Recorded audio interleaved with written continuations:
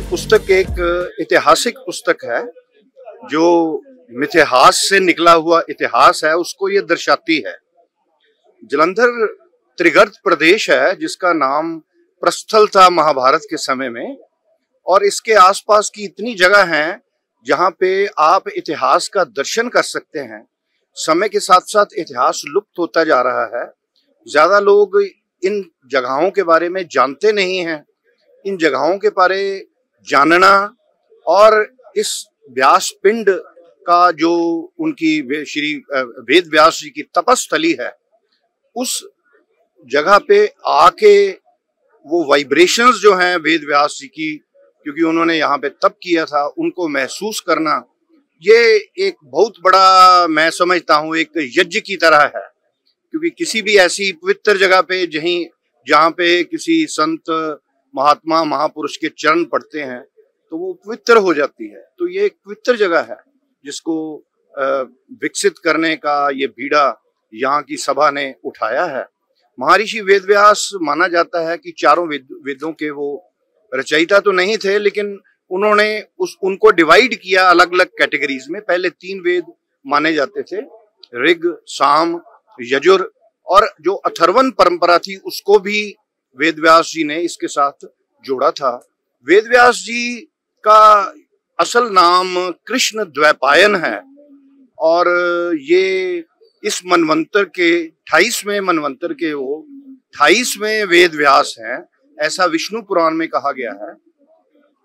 क्योंकि महाभारत की रचना और महाभारत के पात्र के रूप में भी एग्जिस्ट करना, और फिर श्रीमद् भागवत महापुराण का लिखना, विष्णु पुराण जो उनके पिताजी ने प्रारंभ किया था, पराशर जी ने, उसके बाद ये जितने भी पुराण हैं 18 पुराण, उनकी रचना वेद व्यास जी ने की है।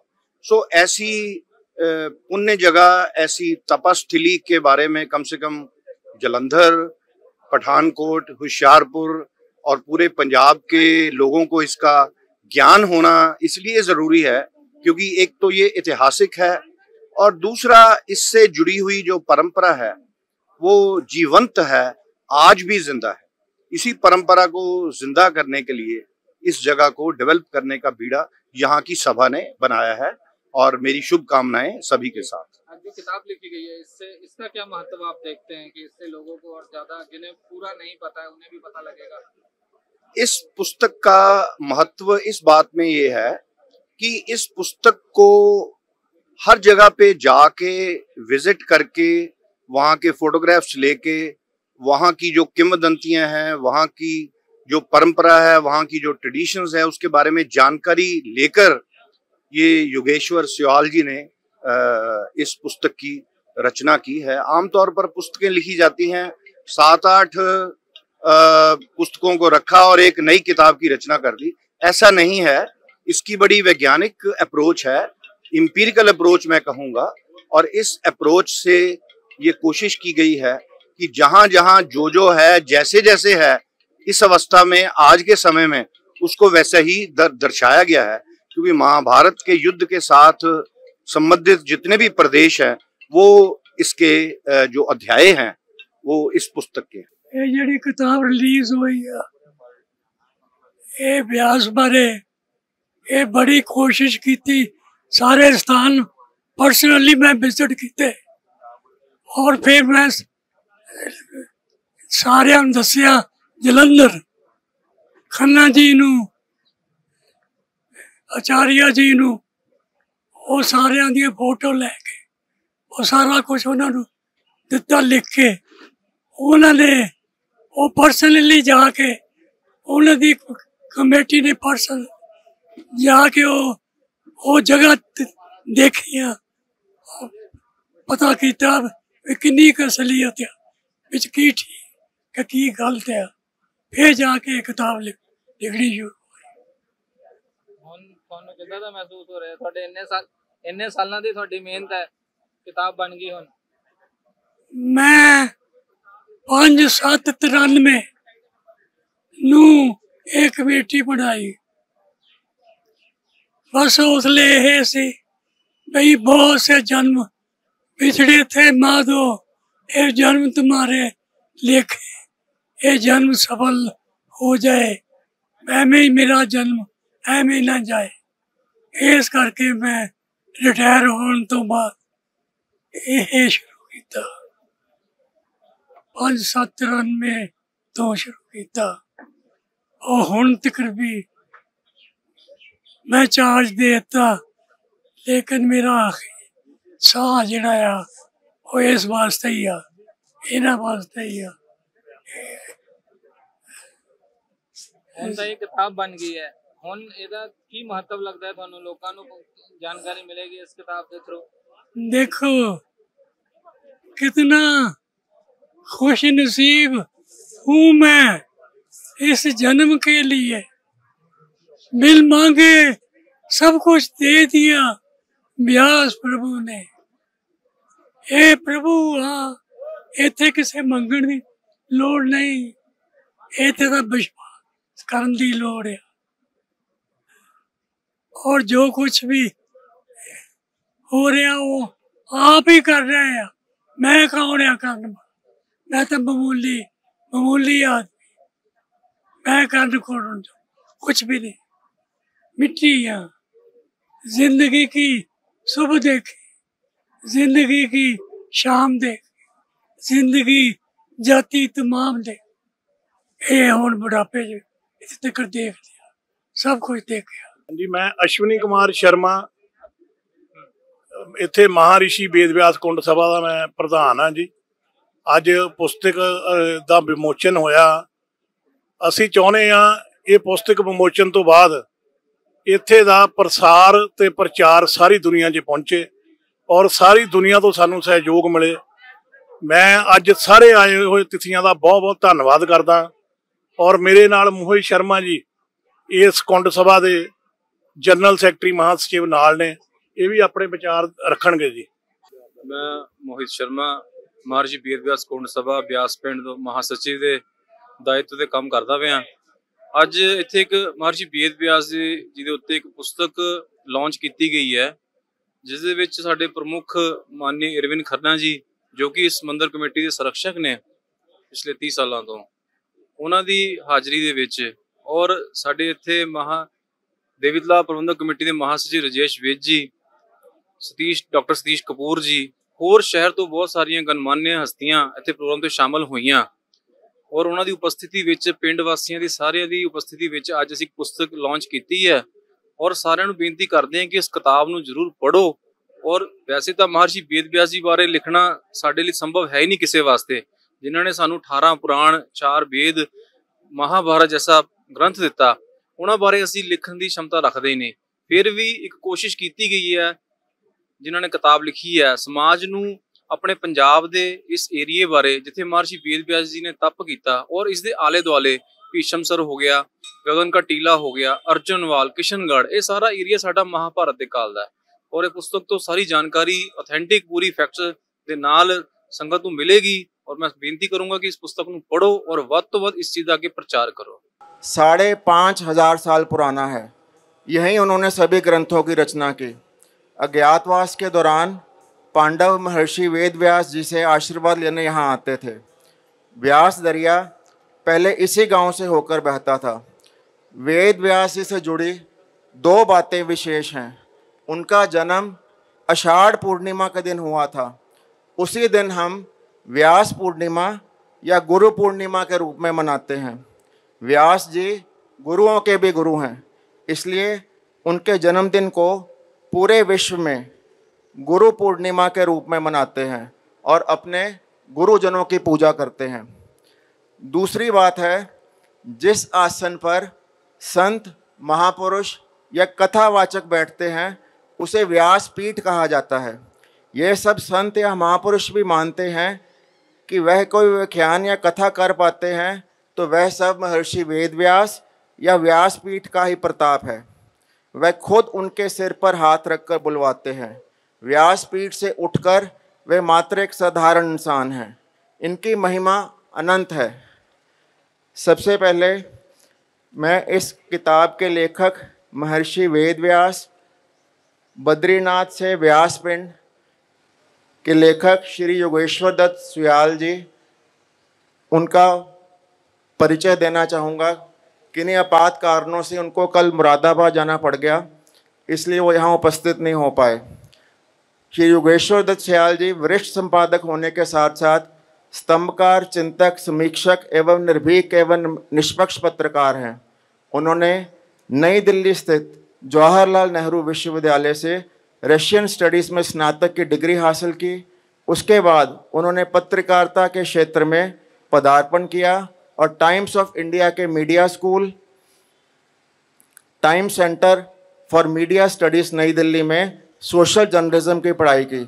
देश के अग्रणी मीडिया घरानों HT मीडिया, अमर उजाला, दैनिक भास्कर, दैनिक जागरण के लिए विभिन्न स्थानों जैसे कि इलाहाबाद, बरेली, मुरादाबाद, नोएडा, नई दिल्ली, हिसार में काम किया। वर्ष 2011 से 2016 तक योगेश्वर जी ने जालंधर में दैनिक भास्कर के संपादक के रूप में अपनी जिम्मेदारी बखूबी निभाई। वर्ष 2016 में उन्होंने दैनिक भास्कर के स्टेट हेड के तौर पर रांची, झारखंड में कार्यभार संभाला। वर्ष 2018 से वह समाचार पत्र दैनिक सवेरा में वरिष्ठ संपादक के रूप में कार्य कर रहे हैं। योगेश्वर जी की जन स्वास्थ्य सेवा, पुरातत्व, शहरों के हाल ही के इतिहास आदि विषयों में विशेष रुचि है। पोलियो उन्मूलन कार्यक्रम पर उन्होंने काफ़ी लेख लिखे हैं। उत्तर प्रदेश का गंगा घाटी क्षेत्र, जो कि एक समय में विश्व का सबसे अधिक पोलियो प्रभावित क्षेत्र था, में पोलियो के बारे में जागरूकता लाने में इनका अहम योगदान है। प्रसिद्ध पाक्षिक मैगजीन डाउन टू अर्थ में इनके लेख लगातार प्रकाशित होते रहते हैं। हिंदी साहित्य के अनवरत साधक होने के साथ साथ योगेश्वर जी अंतर्राष्ट्रीय स्तर के अनुवादक भी हैं। अभी हाल ही में उन्होंने संयुक्त राष्ट्र संघ के लिए एक अहम अनुवाद प्रोजेक्ट पूरा किया है। वर्ष 2017 से वह इस पुस्तक के ऊपर काम कर रहे हैं। जो उनको जानते हैं वह अच्छी तरह उनसे परिचित हैं कि वह अपने क्षेत्र में मिस्टर परफेक्शनिस्ट हैं। जितने स्थानों का इस किताब में वर्णन है, वह खुद कई बार इन स्थानों पर गए, उनके बारे में तथ्य जुटाए और किताब का रूप दिया। उनके साथ जाने का मुझे भी सौभाग्य प्राप्त हुआ। मैं थोड़ा स्थानों का वर्णन करना चाहूँगा जो इस किताब में वर्णन है जिनका। बिल्कुल साथ ही यहाँ अलावलपुर में भीष्मसर है, जहाँ अष्टकोणीय शिवाला है और सरोवर है, और भीष्म पितामह की विनती पर ही यहाँ माँ गंगा प्रकट हुई थी। थोड़ा आगे जाएं, टांडा से पहले जहूरा कल्याणपुर गांव है, जहाँ राजा परीक्षित की मृत्यु सांप के डसने से हुई थी और उनके पुत्र राजा जनमेजय ने सर्प यज्ञ करवाया था।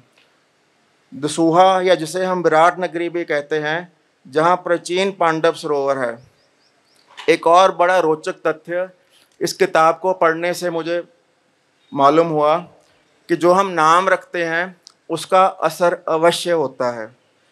जैसे कि त्रिगर्त जलंधर, ये जलंधर दैत्य के नाम के ऊपर नाम रखा गया। और आपको जानकर हैरानी होगी कि त्रिगर्त जलंधर के राजा सुशर्मा ने महाभारत में कौरवों का साथ दिया था, और विराट नगरी दसूहा के राजा विराट ने धर्म का साथ देते हुए पांडवों का स्थान दिया था, और कुरुक्षेत्र में भी उनकी ओर से लड़े थे। दसूहा से ही 12 किलोमीटर दूर पर हाजीपुर रोड पर पहाड़ी पर गगन जी का टीला है, जहाँ शिवालय है, और मान्यता है कि पांडव इसी टीले पर अपने अस्त्र शस्त्र छिपाकर अज्ञातवास पर गए थे। दसूहा से 17 किलोमीटर की दूरी पर कुंतीपुर कोई गांव है। यह विश्व का एकमात्र कुंती माता के नाम पर मंदिर है। पांडवों के साथ उनकी माता कुंती भी यहाँ आई थी। पठानकोट से 22 किलोमीटर दूर मुक्तेश्वर धाम है, जो डोंग गांव के पास है और जहाँ पांडवों की गुफाएं एवं शिवालय है। यह रावी नदी के किनारे है। रंजीत सागर डैम के कारण इन गुफाओं पर इस समय अस्तित्व का खतरा है। मेरी सभी से विनती है कि ये किताब को पढ़ें और आप खुद भी इन स्थानों पर जाएं, और जैसे कि गर्मियों की छुट्टियां चल रही हैं, अपने बच्चों को ज़रूर इन स्थानों पर लेकर जाएं, ताकि वो अपनी संस्कृति से और जो हमारे पौराणिक स्थान हैं उनसे परिचित हो सकें। जैसा कि किताब में भी उन्होंने लिखा है, पंजाब में मिनी महाभारत सर्किट के विकास की संभावना है। यह सभी स्थान धार्मिक और पर्यटन केंद्र के रूप में विकसित किए जा सकते हैं। अब मैं सबसे पहले रुद्र सेना संगठन से मोहित शर्मा जी, जो कि महर्षि वेद व्यास कुंड सभा के महासचिव भी हैं, उनसे विनती करूंगा कि आए हुए सभी अतिथियों का स्वागत करें। मोहित शर्मा जी। गुरु ब्रह्मा गुरु विष्णु गुरुदेवो महेश्वरा, गुरु साक्षात परम ब्रह्मा, तस्मै श्री गुरुवे नमः। महर्षि वेद व्यास जी का तप स्थान, जो कि बहुत ही इतिहासिक, बहुत ही पुराणिक और पूरे साक्ष्य के नाल इत्थे स्थापित है। और असी बहुत ही सौभाग्यशाली हैं कि साडे शहर दे विच, जिले दे विच स्थान हैगा। लेकिन उस दे नाल दूसरा एक दुर्भाग्य भी है साडा कि असी अपने लोगों को दस ही नहीं पाए, पहुँच ही नहीं पाए, ये समझा ही नहीं पाए कि ये ऋषियां मुनियां का तप स्थान है, जिथों पूरा सनातन, पूरी संस्कृति चल रही है। 18 पुराण, वेद, शास्त्र, गीता, महाभारत जैसे महान दिव्य रचना करने वाले महर्षि वेद व्यास जी का तप स्थान। और मैं आए हुए सारे जिन्हें भी साढ़े बड़े बजुर्ग हैगे ने, नाम लेना संभव नहीं है। माननीय रतन ऋषि जी की अगुवाई दे विच उन्हां दी पिछले 40-45 सालों की मेहनत, जिहड़ा उन्होंने प्रयास किया और एक अथक बिना थके बिना रुके अज भी वो इस काम च लगे हुए ने, उन्होंने बड़ा प्रणाम करदा बार बार। माननीय इरविन खन्ना जी, जो शुरू तो ही इस मंदिर की व्यवस्था च, देख रेख च, साम संभाल च सानू हमेशा आशीर्वाद दिता, उन्होंने भी बहुत प्रणाम है। साडे ब्यास पिंड तो ही बाबा जी मेहर सिंह जी, इन्हों प्रणाम करदा, इन्हों का बहुत ही आशीर्वाद रहा सानू। और आए हुए साडे सारे जिन्ने महानुभव है, और आप जी तुहाडा सारिਆਂ ਦਾ बहुत बहुत इत्थे आउण दा धन्नवाद करदा, प्रणाम करदा जी। और कुछ चीज़ां दसनियां चाहना तुहाडे नाल कि असी देखो शहर च 18 लाख की साडी लगभग आबादी है, और पूरे जिले ही देखिए तो 27 लाख की आबादी है। लेकिन अज भी सानू अपने इस पुराणिक स्थान नूं बचाउण वास्ते संघर्ष करना पै रहा है। ये साडे सारिਆਂ ਲਈ चिंता का विषय है। मैं आप जी नूं बेनती करूँगा कि इसनूं जरूर ध्यान च लियाओ, वध तो वध इस जगह का, इस स्थान का प्रचार होवे, प्रसार होवे, पूरे राष्ट्र तक ये संदेश जावे। जिहड़ी यात्रा इत्थों महाराणी वैष्णो देवी दे जावे, बाबा अमरनाथ दे जावे, ये वो रस्ते दे विच मार्ग पैंदा। और आने वाले समय च पूरे भारत लैवल के उत्ते इसका प्रचार हो के एक अच्छा इतिहासिक साडा प्लेस बन जाए। दूसरा, जिन्ने भी असी लोग इत्थे आए हैं, वो सारिਆਂ ਨੂੰ एक बेनती ये भी है कि अपने बच्चों नूं, क्योंकि महर्षि वेद व्यास देखो गुरु है, परम गुरु ने, गुरु बिना गत नहीं। शिक्षा का केंद्र, वैदिक शिक्षा ਜਾਂ ਜਿਹੜੀ ਆਪਾਂ शिक्षा पढ़ते पे हैं, बच्चों को एजुकेशन दे रहे हैं, वो शिक्षा का एक केंद्र इत्थे बनाया जाए। बच्चों को इत्थे दी जगह ना बिठा के लिया के समझाया जाए, शास्त्रां की जानकारी दी जाए, और इत्थों एक जिहड़ी शिक्षा डिलीवर होवे पिंडां पिंडां विच, शहरां शहरां विच, और असीं दस सकीए कि जिहड़े महर्षि गुरु वेद व्यास जी ने उन्होंने सानू की दिता है। सारी शिक्षा पद्धति उत्थों चली है। और अज खोसला यादव जी, जो कि साडी महर्षि वेद व्यास कुंड सभा के बहुत ही अच्छे कार्यकर्ता ने, उन्हों के सहयोग के नाल, इन्हां दी मेहनत के नाल जिहड़ी ये पुस्तक अज आपां विमोचन करन जा रहे हैं, और इन्होंने सारा एरिया जिन्हों आपां त्रिगर्त प्रदेश पुराणिक भाषा कहते हैं, सारा इन्होंने आप जा जा के प्रत्येक स्थान पर विजिट कर करके पूरे उतों फैक्ट्स लिया के एक पुस्तक विमोचन की है, लिखी है। और जिन्होंने लिखी योगेश्वर जी साढ़े किसी जरूरी कारण नहीं आ पाए, फिर भी उन्हों भी बहुत असीं धन्नवाद करते हैं कि समाज नूं, साडे वर्गी सारी जनरेशन नूं उन्होंने एक देन है, जिन्हों असीं पढ़ के महर्षि वेद व्यास जी बारे और इस जगह बारे ज़्यादा जान सकांगे। सो मैं अपनी गल नूं इत्थे विराम दिंदा, और आप तुहाडे सारिਆਂ दा आए दा बहुत बहुत धन्नवाद करदा जी।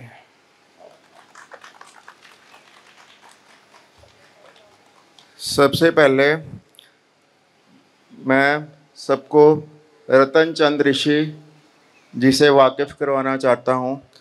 हम आम तौर पे कह देते हैं कि तन मन धन से सेवा। अगर तन मन धन से सेवा का कोई जीवंत उदाहरण देखना है तो वह रतन चंद ऋषि हैं।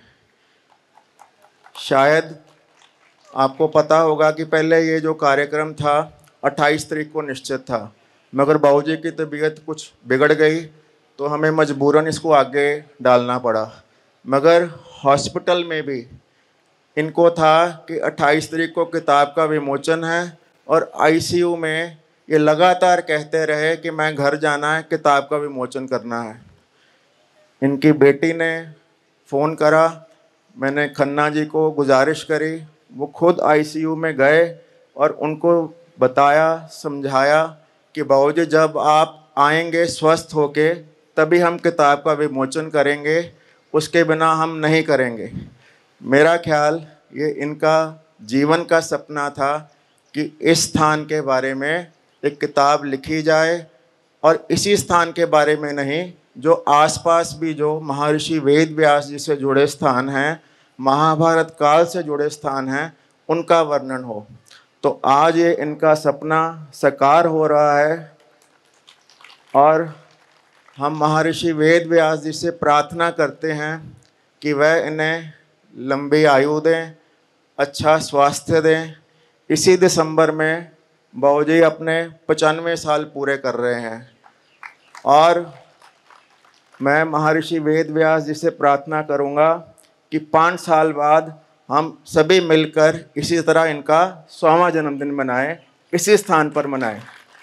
ऐसी वेद व्यास जी कृपा करें।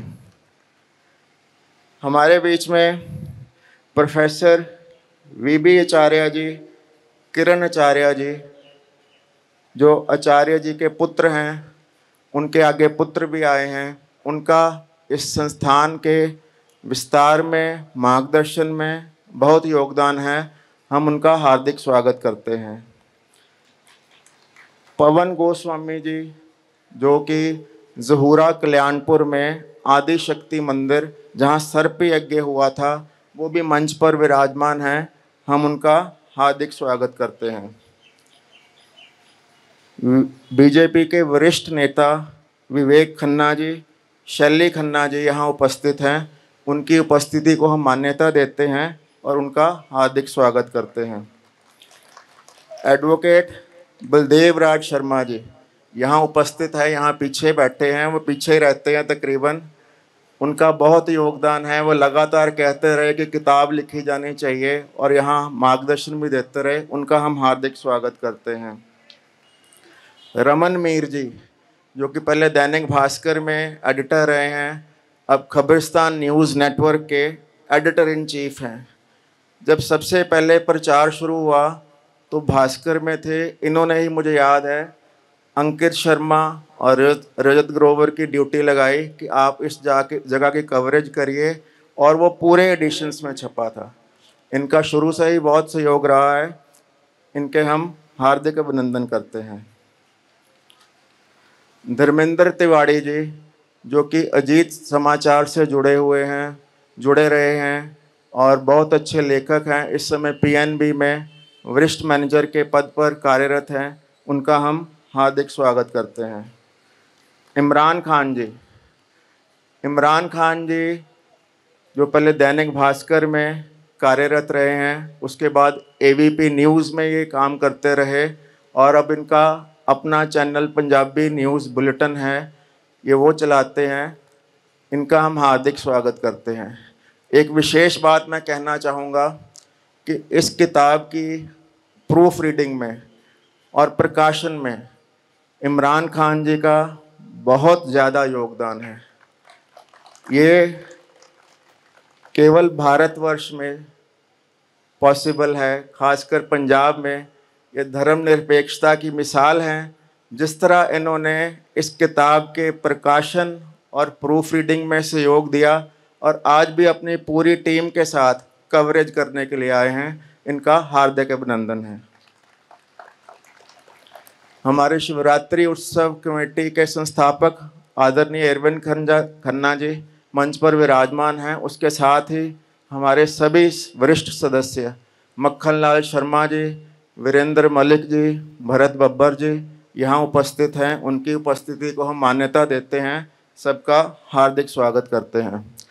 अरुण कौल जी यहाँ विशेष रूप में पहुँचे हैं, उनका हार्दिक अभिनंदन है। दिल्ली पब्लिक स्कूल की हिंदी की मुख्य अध्यापिका पूजा शर्मा जी, जो वहाँ की एक्टिविटी इंचार्ज भी हैं, सुमेश शर्मा जी भी आए हैं, उनका हार्दिक अभिनंदन है और हम स्वागत करते हैं। और जो खास बात है वो बच्चों को भी लेकर आए हैं, उनको हार्दिक साधुवाद कि बच्चों को इस स्थान पे लेके आए हैं। बच्चे यहाँ आएंगे तभी इस स्थान के बारे में जानेंगे और आगे उनको पता चलेगा। त्रिपुर मालनी दरबार से दीपक झांझे जी, जगमोहन खोसला जी आए हैं, ज्योति झांझे जी आए हैं, हरप्रीत खोसला जी आए हैं, उनका हार्दिक स्वागत है। बाबा महेंद्र जी इसी ब्यासपिंड से आए हैं, उनका हार्दिक स्वागत है।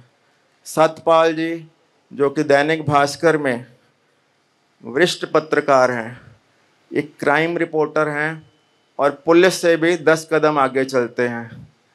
कोई अगर केस हो तो पुलिस इनको फॉलो करती है कि कैसे ट्रेस करना है। वो भी यहाँ आए हैं, उनका आने पर हार्दिक स्वागत है। अरुण बजाज जी मंच पर विराजमान हैं, उनका हार्दिक स्वागत है। दयाल वर्मा जी जो रुद्र सेना संगठन के चेयरमैन हैं, उनका हार्दिक स्वागत है। अब मैं आपको ऐसी शख्सियत के बारे में बताना चाहूँगा जिनका इस किताब के प्रकाशन में और लिखने में अमूल्य योगदान है। डॉक्टर सतीश कपूर जी, डॉक्टर सतीश कपूर जी मंच पर विराजमान हैं। मैं उनके बारे में 2 शब्द कहना चाहूँगा कि वे प्रख्यात शिक्षाविद, इतिहासकार, विवेकानंद स्कॉलर एवं अध्यात्मवादी हैं।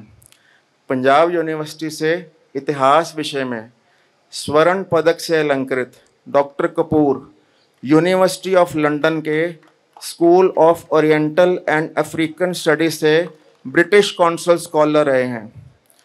उन्होंने अब तक 7 किताबें, 20 चैप्टर और 1000 से ऊपर आर्टिकल, रिसर्च पेपर्स और पुस्तक समीक्षाएं विभिन्न मैगजीन, समाचार पत्रों और स्कॉलरली जर्नल्स के लिए लिखी हैं।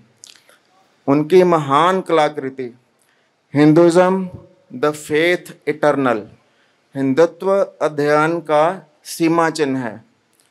डॉक्टर कपूर इंग्लिश अखबार दैनिक ट्रिब्यून के लिए स्पिरिचुअल नगेट्स और स्पिरिचुअली स्पीकिंग एवं टोरंटो, कैलगरी और एडमंटन से छपने वाली अखबार साउथ एशियन न्यूज़ के लिए बीइंग स्पिरिचुअल नामक आर्टिकल लिखते रहे हैं।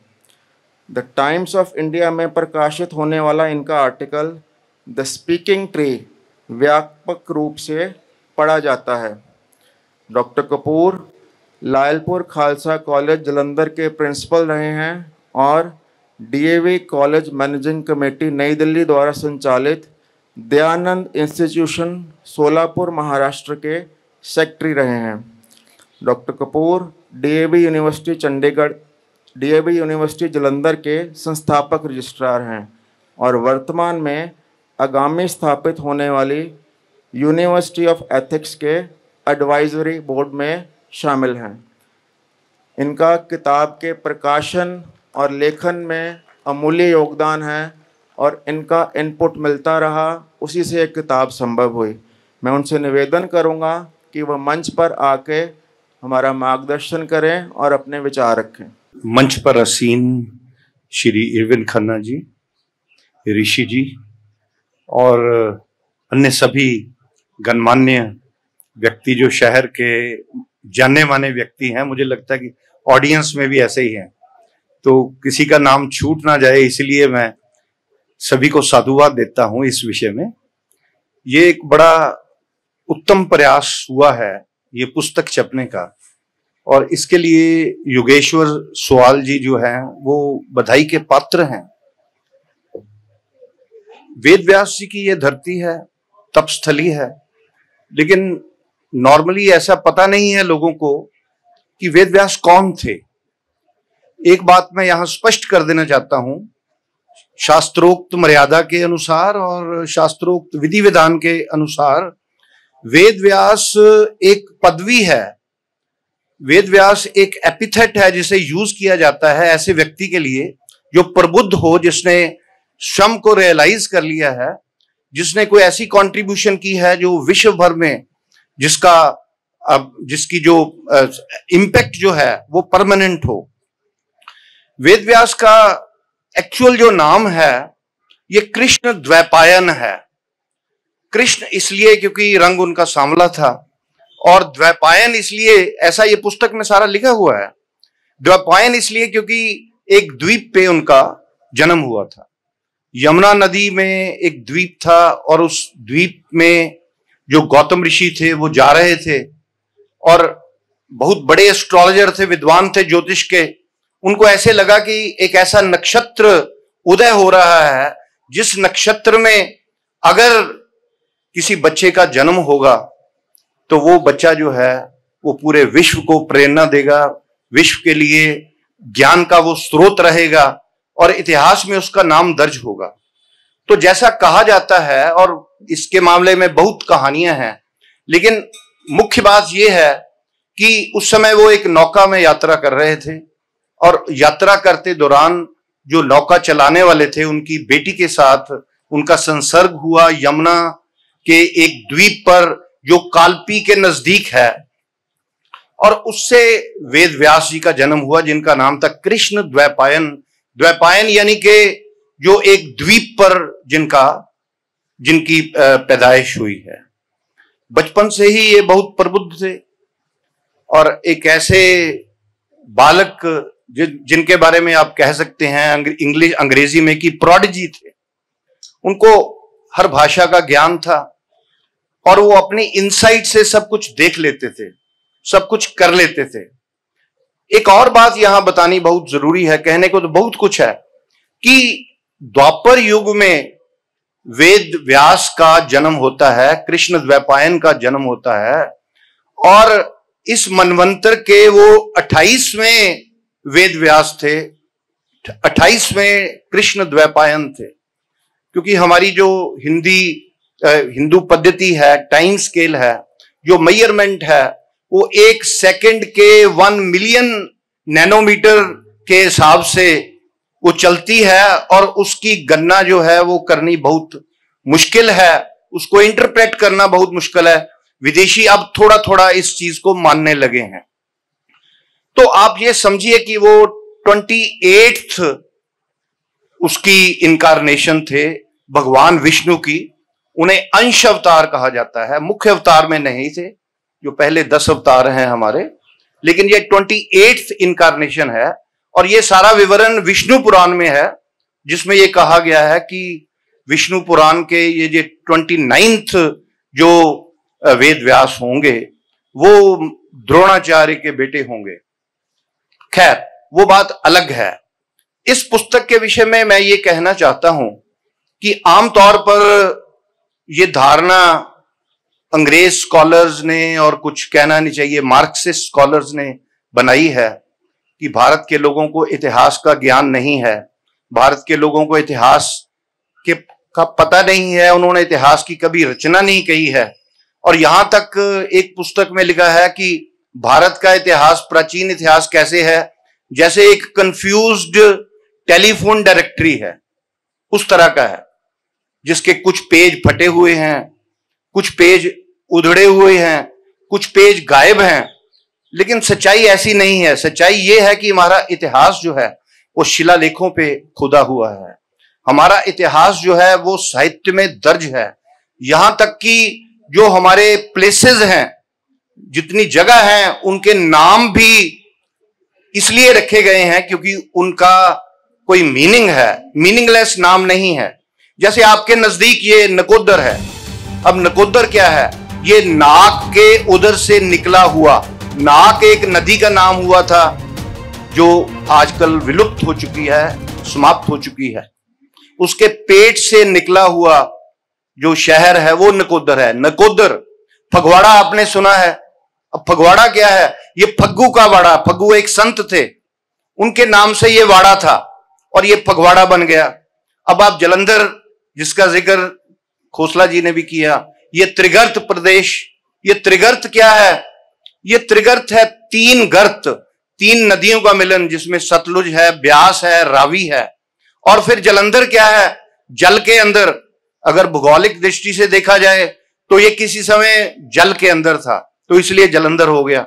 फिर ये जलंधर योगीनाथ से जुड़ा, और उसके पहले ये जलंधर दैत्य से जुड़ा, जिसका जिक्र जो है हमारे पुराणिक लिटरेचर में है, कई पुराणों में इसका है। और आप हैरान होंगे कि हमारे पुराणों की एक कैटेगरी है जिसे हम स्थल पुराण बोलते हैं। स्थल पुराण मैंने एक जगह पुराण मैंने जो पुराना है, और जो उस इतिहास का वर्णन करे उसे ही पुराण कहते हैं। जलंधर पुराण नाम का एक पुराण यहां तो मैंने कहीं नहीं देखा, ना मैंने सुना था, लेकिन बॉस्टन जो अमेरिका में है उस वहां लाइब्रेरी में इसका जिक्र मैंने देखा था। जलंधर पुराण नाम का एक पुराण भी है, यानी कि पूरी कथा, पूरी कहानी उसमें ये दर्ज है। तो मेरे कहने का तात्पर्य ये है कि हम ये ना समझ लें कि हमारा कोई इतिहास नहीं है, हम ये ना समझ लें कि हमारे कोई पूर्वज नहीं है। आप हैरान होंगे कि अगर अंग्रेज इतिहासकारों के और मार्क्सवादी इतिहासकारों के आप विचार देखेंगे या वर्क देखेंगे, तो उसमें हमारा जो वैदिक साहित्य है उसे भी माइथोलॉजी में इंक्लूड करते हैं। हमारा जो रामायण है वो भी माइथोलॉजी है, हमारी महाभारत भी माइथोलॉजी है, राम भी माइथोलॉजी का कैरेक्टर है, कृष्ण भी माइथोलॉजी का कैरेक्टर है। ऐसा ये फैक्ट है, और इस चीज का ज्यादा लोगों को पता नहीं है, क्योंकि माइथोलॉजी और हिस्ट्री ये दो अलग अलग आमतौर पर गिने जाते हैं। माइथोलॉजी जो मिथ है, जो झूठ है, जो गलत है, जो कपोल कल्पना है, इस चीज को माइथोलॉजी कहते हैं। सो उनके विचार से आजकल की, आज के समय में भी जब इतिहासकार बात करते हैं पुराणों की, तो यही कहते हैं कि इनका कोई बेस नहीं है, इनका कोई ऐसा ऑथेंटिक एस्पेक्ट नहीं है जिसे हम ऐतिहासिक तौर पे एक्सेप्ट करें। लेकिन ये योगेश्वर जी का अच्छा प्रयास है कि उन्होंने इस मिथ्यास में से इतिहास को निकालने की कोशिश की है। इसलिए मैं चाहूंगा कि हर व्यक्ति इस चीज को पढ़े। जितने भी इलाके इस किताब में मेंशन्ड हैं जिनका महाभारत के साथ संबंध है, बेशक वो राजा सुशर्मा के साथ जुड़े हुए हैं जिसका जिक्र महाभारत में है, या जिसका संबंध जो है त्रिगर्त प्रदेश से है, जलंधर से है, जिसे महाभारत में प्रस्थल नाम दिया गया है, या फिर ये मूल स्थान जो त्रिगर्त में था जिसे मुल्तान आप कहते हैं, एक्चुअली ये मूल स्थान था। ये मूल स्थान से मुल्तान एक उसका एक अपभ्रंश बना। अगर यहां पे अगर कुंती के नाम से कोई जगह बनी हुई है, कोई कुंतीपुर है, अगर अर्जुन के नाम से कोई जगह बनी हुई है आपके नजदीक, तो आप समझ सकते हैं कि इसका अर्जुन से कोई संबंध होगा। आप इसको आजकल के समय से कंपेयर मत कीजिए, क्योंकि आजकल तो हम एक दयानंद नगर बना देते हैं और महर्षि दयानंद वहां कभी आए नहीं होते, या किसी और व्यक्ति के नाम से कोई नगर बना देते हैं। लेकिन प्राचीन काल में ऐसा नहीं था। अगर आप भारत का नाम जम्बू द्वीप किसी समय हुआ करता था, तो जम्बू जामुन को बोलते हैं, जामुन जो गर्मी के सीजन में खाने के लिए होते हैं, आप देखते होंगे फल उसका, क्योंकि वहां जामुन के पेड़ बहुत होते थे। वडनगर अगर गुजरात में है या महाराष्ट्र में है तो वड के पेड़ वहां पे होता था। तो मेरे कहने का तात्पर्य यह है कि प्राचीन काल में इतिहास की जो परंपरा रही है वो एक ऐसी परंपरा थी जिसे ज्यादा लिखने की जरूरत नहीं थी, जिसे लोग समझते थे और जनरेशन टू जनरेशन उन चीजों को पास ऑन किया जाता था। मैं ये समझता हूं कि योगेश्वर जी का ये जो वर्क है, ये जो पुस्तक है, बद्रीनाथ से व्यास पिंड तक। अब आप कहेंगे कि बद्रीनाथ कहां से आ गए, उसके बारे में मैं बताना चाहता हूं। बहुत साल पहले, शायद 1990 में बद्रीनाथ में गया था, और बद्रीनाथ के कोई 3 या 4 किलोमीटर आगे एक गांव है, उसका नाम है मान्ना गांव। वो चाइना के बॉर्डर के साथ वहां पे लगता है। वहां पे वेद व्यास जी के नाम की एक गुफा है, और वहां पे गणेश जी के नाम पर भी एक स्थान है, क्योंकि ये कहा जाता है कि एक ऐसी जगह है जहां पे वेद व्यास ने तप किया था। तो कुछ लोग कहेंगे कि वेद व्यास ने तो तप वहां पे किया था, यहां ये व्यास पिंड तक कहां पहुंच गए वो, और कैसे पहुंच गए, इसके बारे में थोड़ा मैं आपको बताना चाहता हूं क्लैरिफिकेशन के लिए। कि जितने भी सन्यासी हुआ करते थे उनके लिए एक प्रोटोकॉल होता था कि वो 5 अलग अलग जगह पर कुछ विशेष समय के लिए तप किया करेंगे। तो उस तरफ उन्होंने उस स्थान पे किया जिसको बद्रीनाथ बोलते थे, और इस तरफ उन्होंने ब्यास पिंड में किया, ये उनकी तपस्थली है। तो ये एक बहुत पवित्र स्थान है। यहां पर रहने वाले जितने भी निवासी हैं वो बड़े ब्लेस्ड हैं कि ऐसे स्थान पर वो हैं, और ये और ब्लेस्ड होंगे अगर इस पुस्तक को आप पढ़ेंगे। और इस पुस्तक में लिखे हुए जितने भी वृत्तांत हैं, बेशक वो पांडवों की गुफाएं हैं, बेशक वो भीष्म सरोवर के साथ जुड़ी हुई कोई चीज है, और बेशक सर्पों के साथ जुड़ा हुआ जन्मेजय का कोई स्थान है, तो मैं ये समझता हूं कि इन सभी स्थानों को पर्सनली विजिट करना बहुत अच्छा लगेगा आप सभी को और आपके परिवार को। इतिहास ये क्यों है ये किताब? क्योंकि इसमें लिटरेरी सोर्सेज का यूज हुआ है, जो साहित्य में है, जो महाभारत में है, और जो उसके बाद कुछ छपे हुए वर्क्स हैं उसमें है। और इसमें एम्पिरिकल अप्रोच है, यानी कि पर्सनल विजिट के बाद इन स्थानों के बारे में लिखा गया है।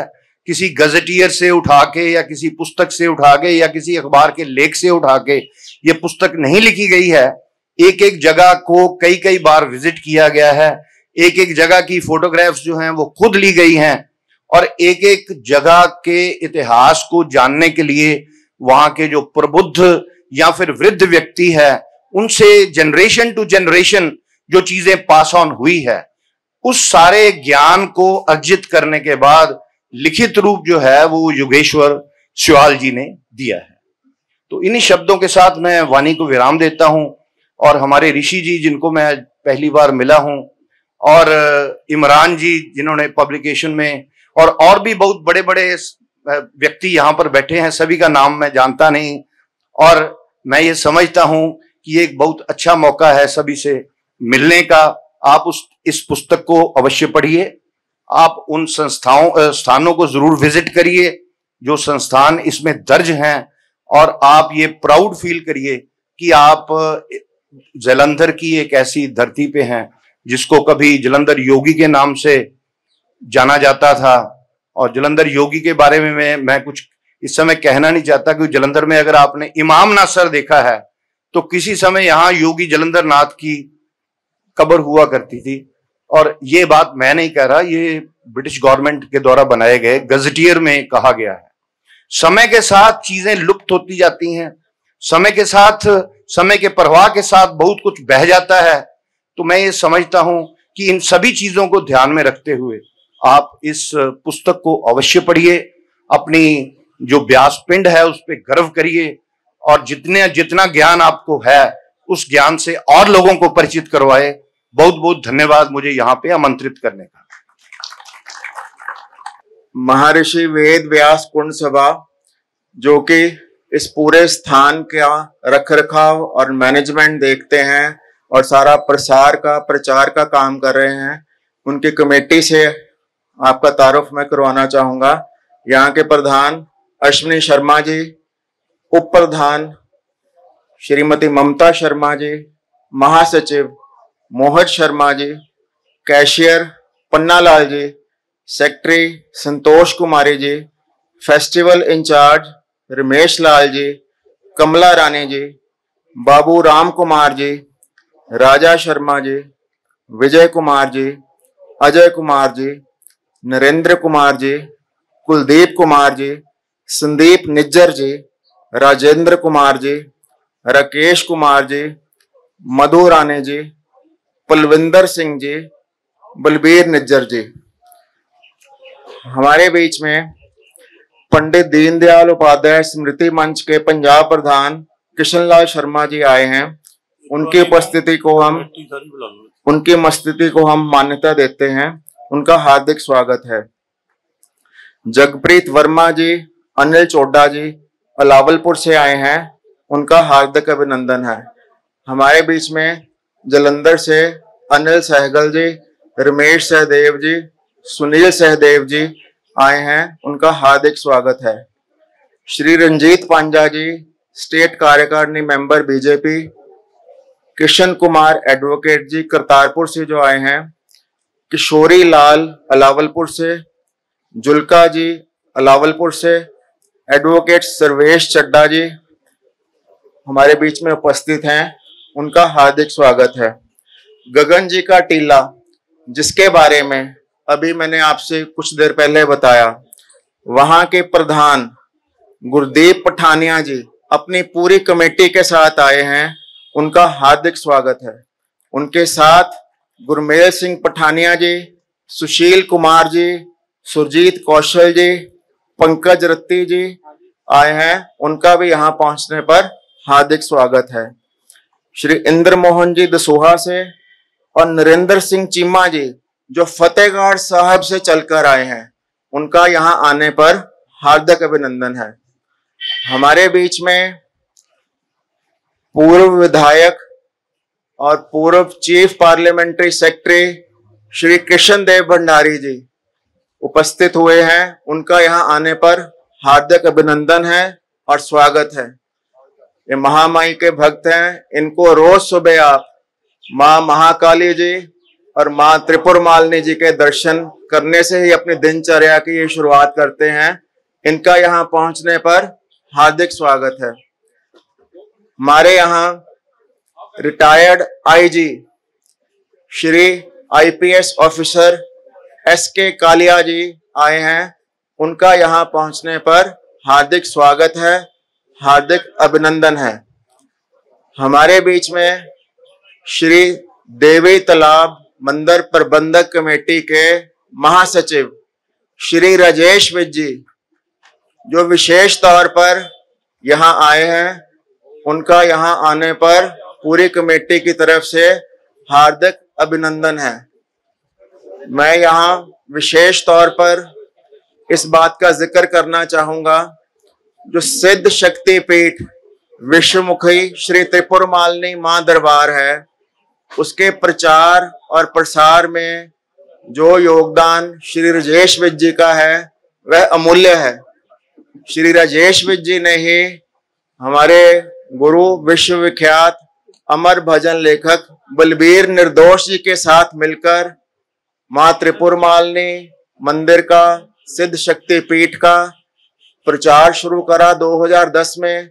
2010 में इन्होंने जो साप्ताहिक शुक्रवार की चौकियां हैं उनका शुरुआत करवाई, और पूरा जो आगे आप इस समय देख रहे हैं शेड का निर्माण और जो कार्य सारे चल रहे हैं, वह सब उसका देखरेख श्री राजेश विज जी की देखरेख में ही हो रहा है। आपको एक और बात बताना चाहूंगा, पिछले कुछ समय से श्री राजेश विज जी कोशिश कर रहे हैं कि जो पुल जो मेन मंदिर को जाता है उसकी ग्रिल के लिए एक बहुत सुंदर प्रयोजन कर रहे हैं। वह मकराना से वाइट मार्बल में इन्होंने सैंपल मंगवाए हैं, और आने वाले समय में साल डेढ़ साल में आप देखेंगे बहुत सुंदर जालीदार नक्काशी युक्त जालदार ग्रिल और रेलिंग आपको देखने को मिलेगी, जिससे इस मंदिर की खूबसूरती में चार चांद लग जाएंगे। श्री राजेश विज जी का यहाँ पहुंचने पर हार्दिक स्वागत है। हमारे बीच में जालंधर से अनिल सहगल जी, रमेश सहदेव जी, सुनील सहदेव जी आए हैं, उनका यहाँ पहुंचने पर हार्दिक स्वागत है।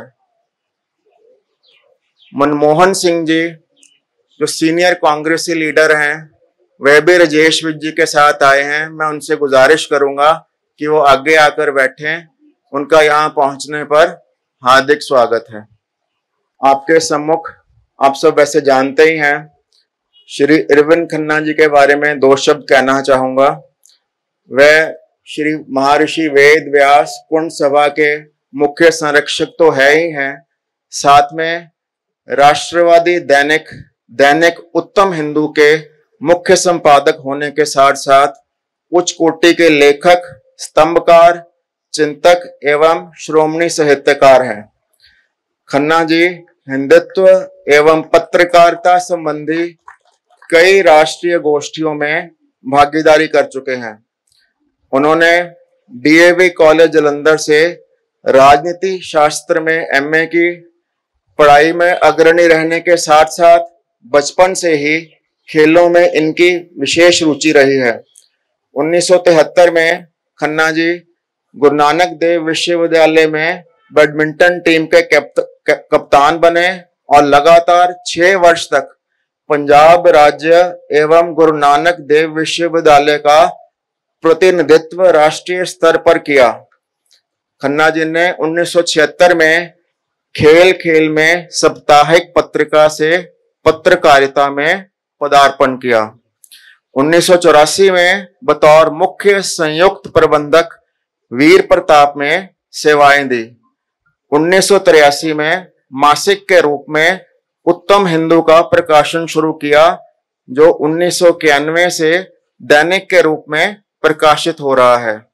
उत्तम हिंदू पंजाब, हरियाणा, दिल्ली, हिमाचल प्रदेश, उत्तर प्रदेश, जम्मू कश्मीर में प्रसारित है और अब एक कदम और आगे बढ़ के ये डिजिटल इसका अवतरण भी हो गया है और उत्तम हिंदू टीवी का भी पदार्पण हुआ है।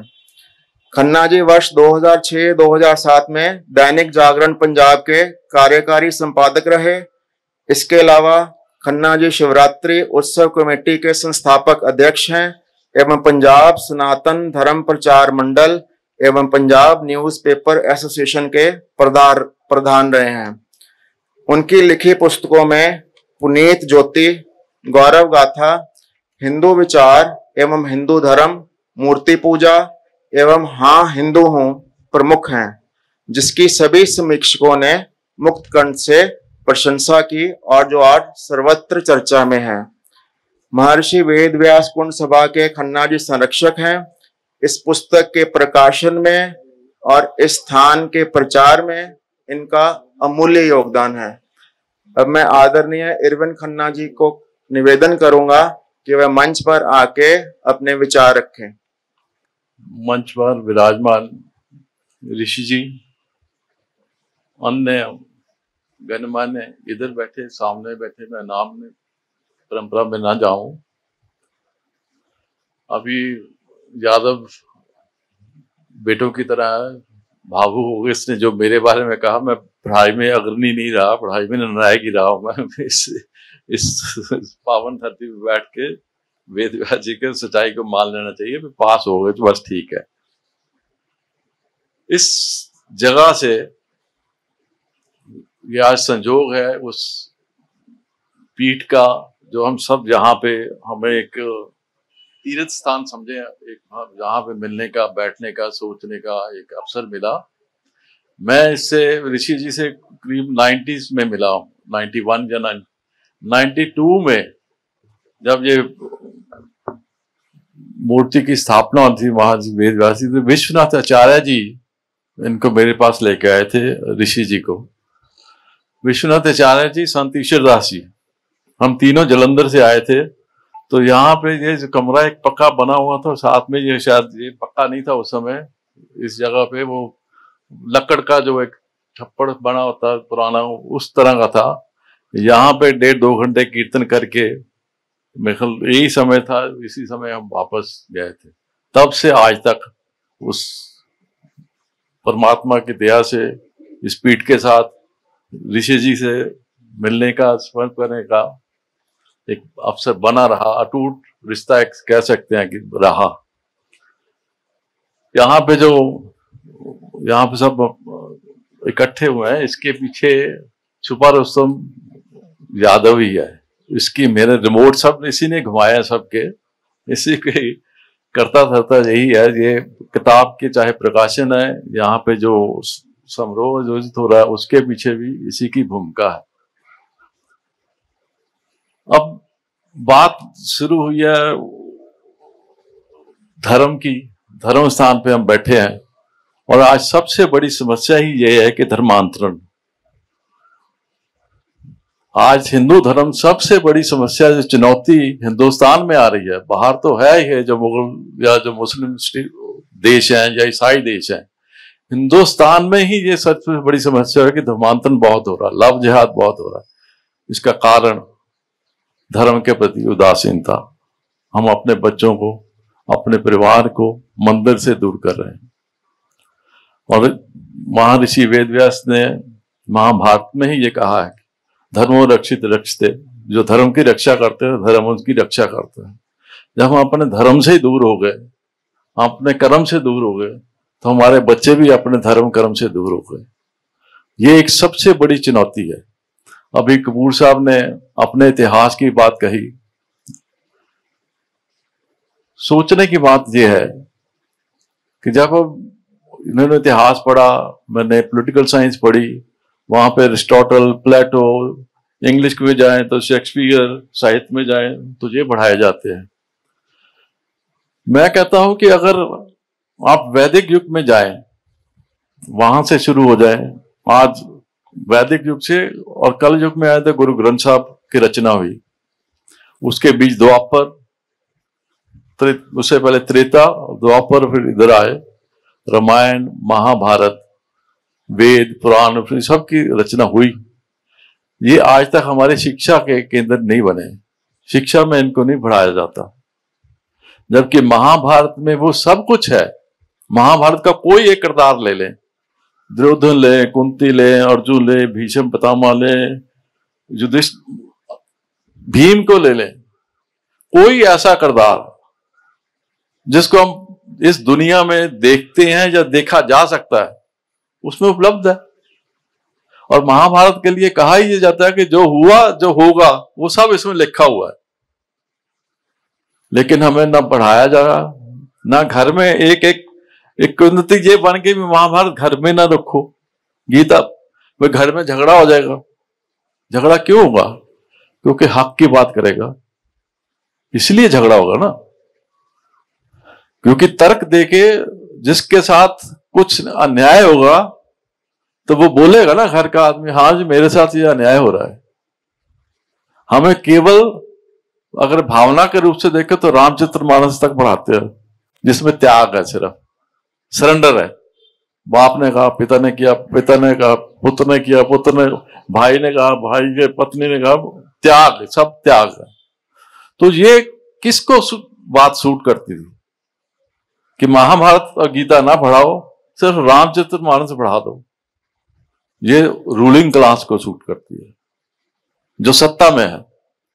वो कहता है मेरे से तर्क ना करो, सिर्फ सरेंडर करो। मर्यादा एक अलग चीज है, हर आदमी के एक मर्यादा में, रिश्ता मर्यादा का है, भाई बहन, पति पत्नी, पिता पुत्र, वो एक मर्यादा है।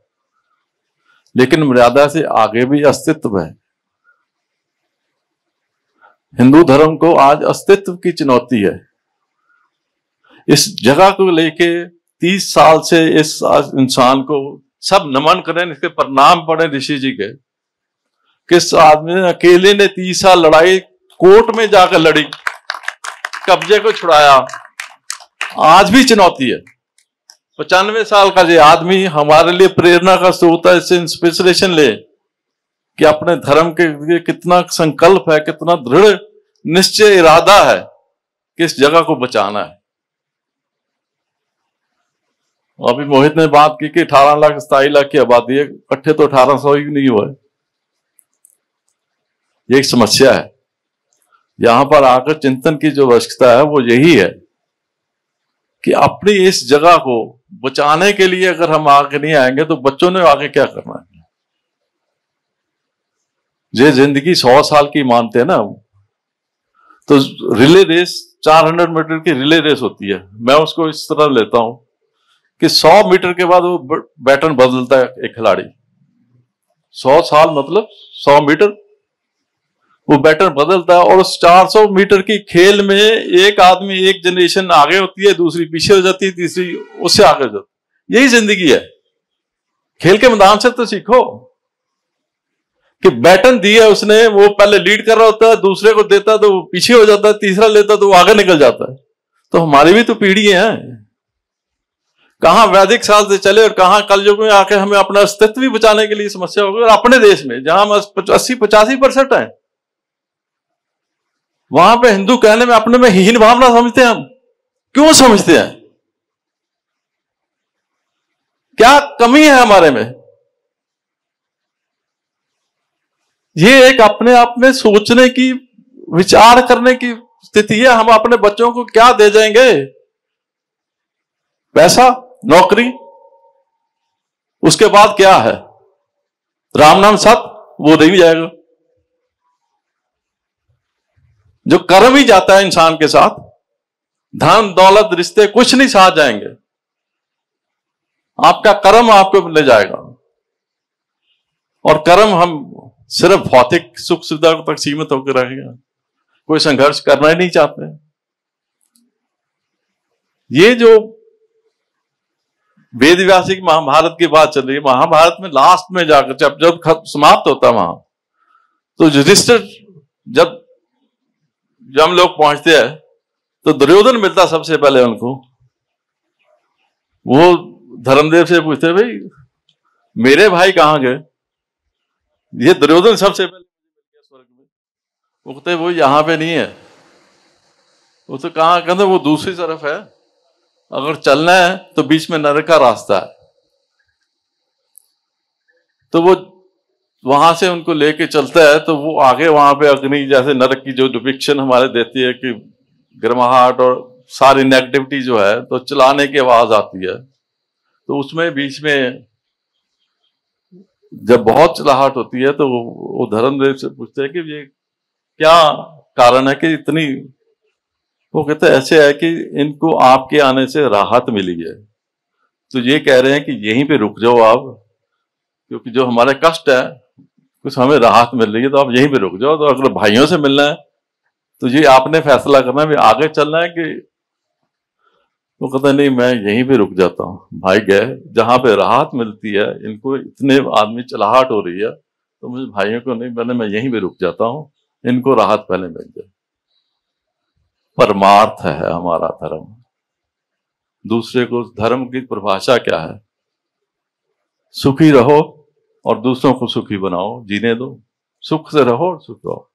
और इस धर्म की दूसरी परिभाषा क्या है? देखो, हम सब प्राणी हो, जोनी हम मानते हैं 84 लाख जोनी है, और इस एक जोनी में ही हमें मौत की एहसास होता है। बाकी किसी जोनी को मौत का एहसास नहीं, तो सडन आ जाती है, आई खत्म हुई बात।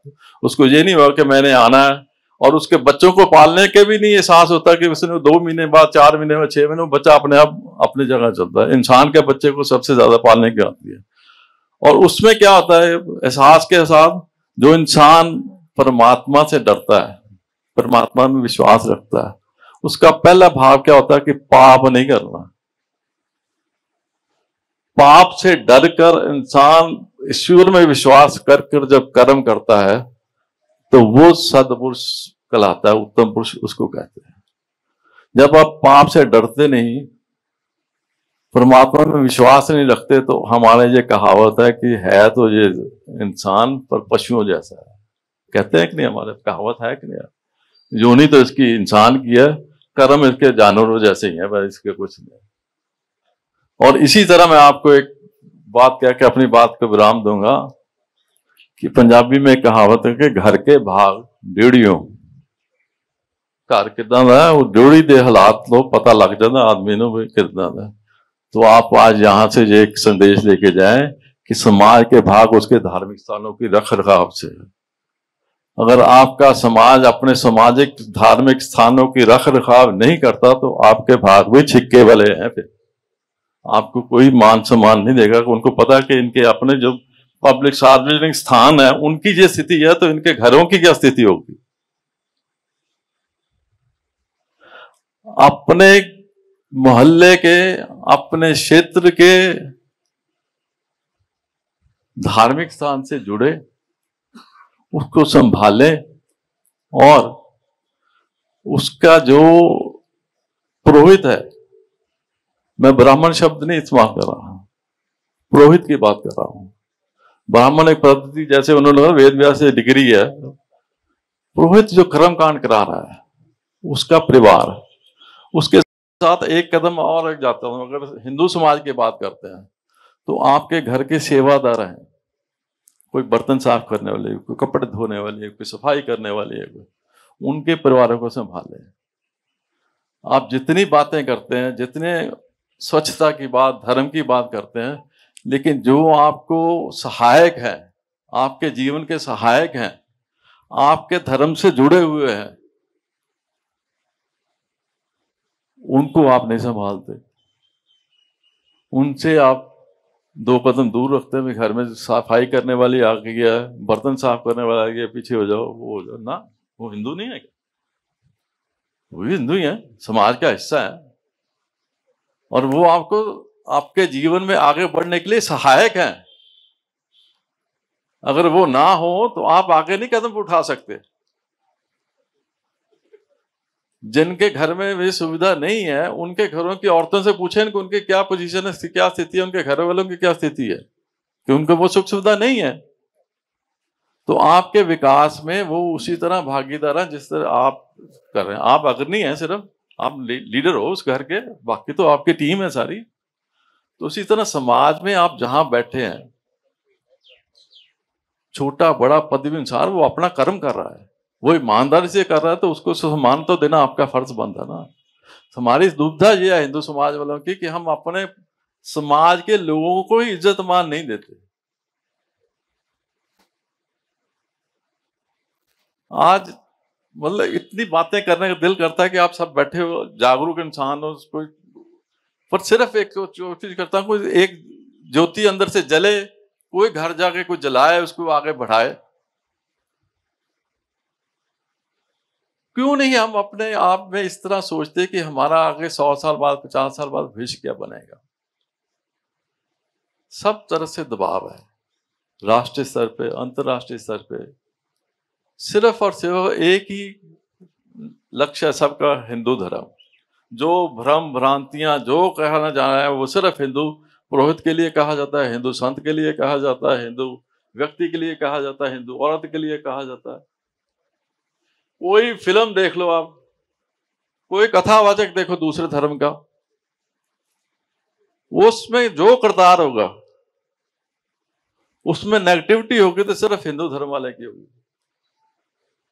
किसी फिल्म में आप मुझे बताएं किसी दूसरे धर्म के प्रचारक का,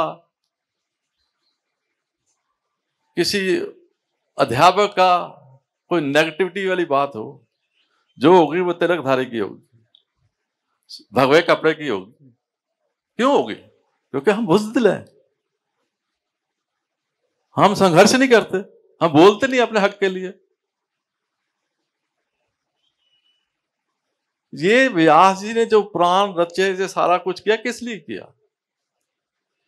कि हमारी पीढ़ी को आगे वो चीजें मिले, समझे, महाभारत में देखे, पढ़े लिखे, सब कुछ है। तो इतना ही है कि इस आयोजन में जो सब हम इकट्ठे हैं, इस यहाँ से संकल्प लेके चलें कि अपने समाज, अपने परिवार को संभाल कर अपने संस्कारों के साथ जोड़े। यही इस समय की मैं समझता हूँ सबसे बड़ी मांग है, और उस परमात्मा से प्रार्थना कि हमें वो सबको प्रेरणा दे कि हम अपने मंदिरों को संभालें, अपने परिवार को संभालें, अपने समाज को संभालें। राम राम। दिवंगत पत्रकार श्री दीपक जलंधरी जी, जिनका पिछले साल ही स्वर्गवास हुआ, उनके सुपुत्र नवनीत दीपक जी आए हैं। उनका यहाँ आने पर पूरी महर्षि वेद व्यास कुंड सभा की तरफ से हम हार्दिक स्वागत करते हैं, अभिनंदन करते हैं। दीपक जलंधरी जी का इस पुस्तक के लेखन में बहुत अधिक योगदान है। योगेश्वर जी ने काफ़ी बार उनसे परामर्श करा और उनसे इनपुट लिया, और उनके मार्गदर्शन से ये पुस्तक का प्रकाशन संभव हो पाया। उनके साथ इंद्रजीत सिंह जी राही आए हैं, उनका यहाँ आने पर हम हार्दिक स्वागत करते हैं। अब मैं सभी गण्यमान्य अतिथियों से गुजारिश करूँगा कि उनके समक्ष पुस्तकें पड़ी हैं, कृपया आप सभी इस पुस्तक का विमोचन करें और ये सब लोगों को समर्पित करें।